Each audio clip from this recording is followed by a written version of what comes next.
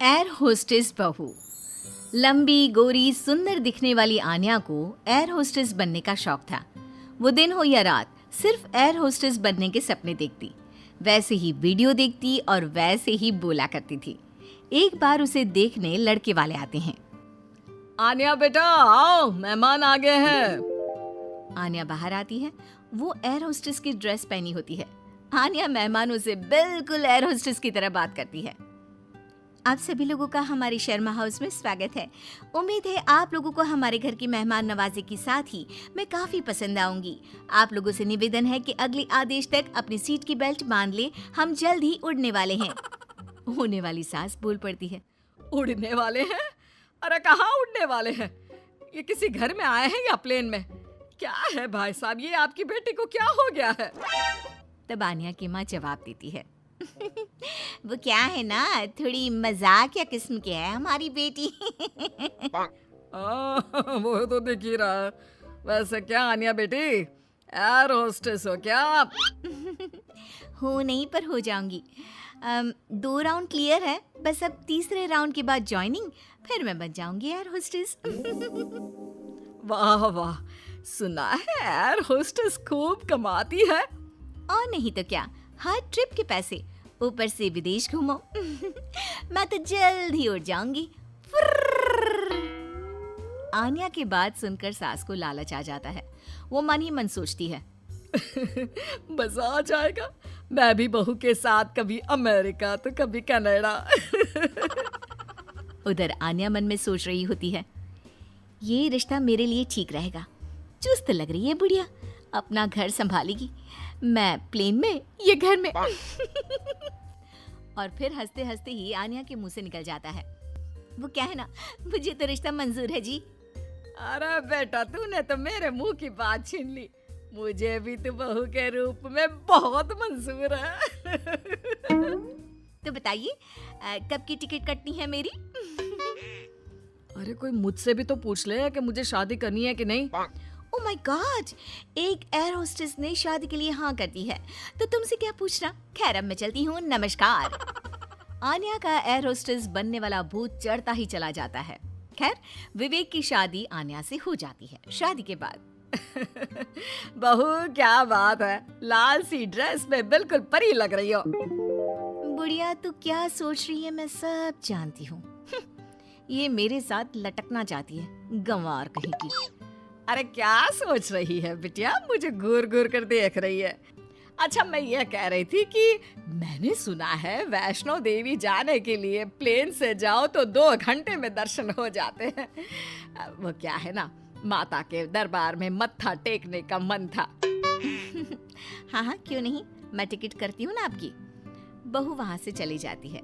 रात को खाने के टेबल पर सभी से निवेदन है कि खाने का सामान परोस दिया गया है, जल्दी जलपान कर ले, सहयोग के लिए शुक्रिया। सभी को आन्या की बातें अजीब तो लगती है, लेकिन करे क्या, बहू जो ठहरी। लेकिन फिर एक रोज रात को, हाँ मुझे नींद ही नहीं आ रही, क्या करूं मैं। क्यों, क्या हो गया, नींद क्यों नहीं आ रही? वो क्या है ना, धरती पर सोने की आदत नहीं है ना, मुझे तो आकाश में सोना है, जहाँ से बादल दिखे। ये क्या, घर के अंदर सड़ी सी छत और रेलवे का पंखा चलता दिख रहा है। अरे यार बड़ी अजीब हो, घरों में तो लोग ऐसे ही सोते हैं ना। सोते होंगे, मुझे आदत नहीं है। मैं छत पर झूला लगाकर सोई हूँ। झूला हिलेगा तो मुझे लगेगा फ्लाइट में गोते खा रही हूँ आकाश में। मैं तो चली। अब क्या था, ठंडी हवा के बीच बहू छत पर सोकर उठती है तो उसे सर्दी लगी होती है।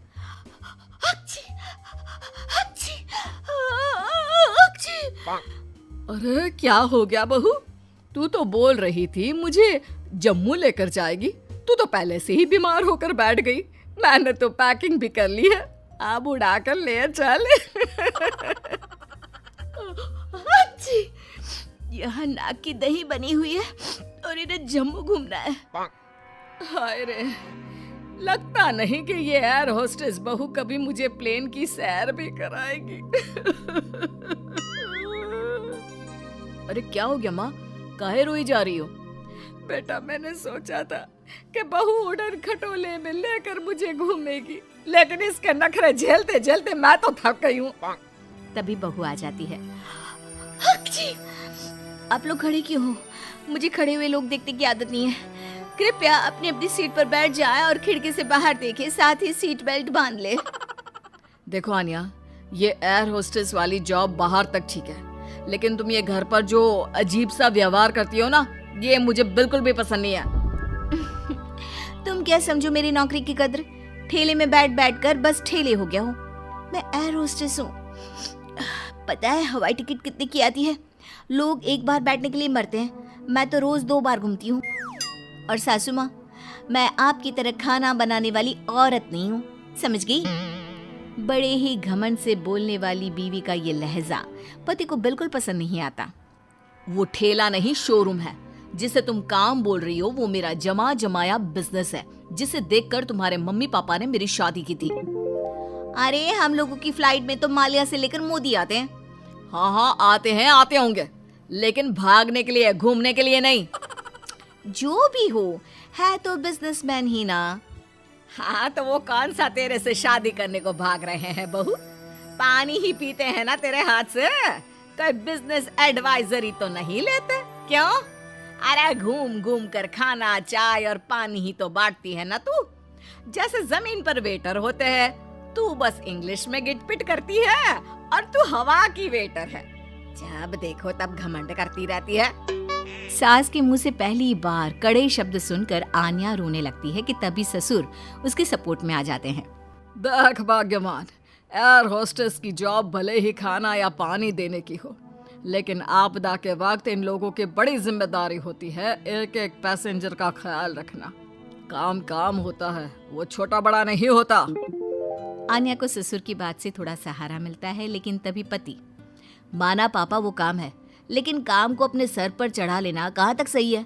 मैं बिजनेसमैन हूँ, घर का सामान बेचता हूँ, तो इसका मतलब ये नहीं कि घर को ही बेच दूंगा।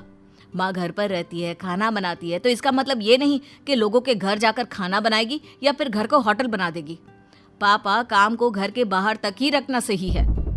मुझे माफ कर दो, मैं आज के बाद कभी भी अपने जॉब को घर के बीच नहीं लाऊंगी। मैं समझ गई जैसे दूसरी नौकरी है वैसे ही एयर होस्टेस की जॉब भी है। मैं इस नौकरी के चक्कर में ज्यादा ही पागल हो गई थी। मैं वादा करती हूँ, मैं या तो ये नौकरी नहीं करूंगी या फिर अपनी हद में ही रहूंगी।